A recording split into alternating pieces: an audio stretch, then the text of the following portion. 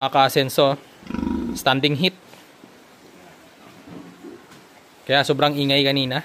Ito po yung in-AI namin last August 10, pero nag-rebreed po ito. Naglabas po ng maraming similya na nilabas, hindi po tinanggap sa loob.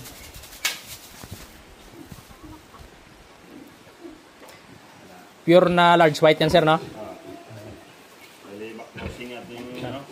Ayan, back crossing. Ayan. Sa may mga katanungan about sa baboy po, i-follow nyo po ito si Mami Vlog. Ilagay ko po yung link ng kanyang channel dito at puntahan po ninyo, ha.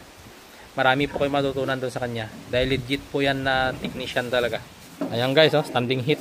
Nagre-breed. Hopefully na kaluyan at magano. Nami pirang-pirang may baba. Walang paan, walang chinilas na nag-iay. Marami chinilas na nag-iay ka, no? Sige sir, suksok mo na chinilas mo, sir. Okay lang. Second parity pa lang dyan. Oh, second parity. Malabog pa tanaka dyan sa malam. Yan, pif na yan.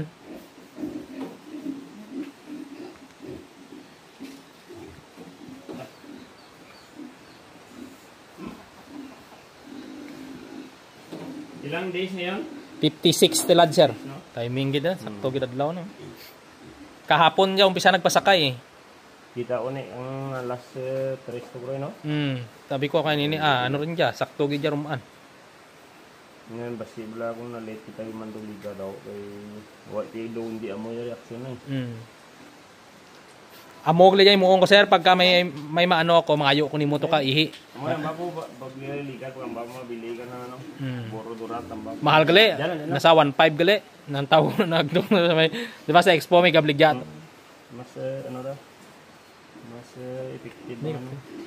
Puswiti lang ano na pag ano. Hindi na okay na. Iyon na. Puswiti lang para maamoy na butakal.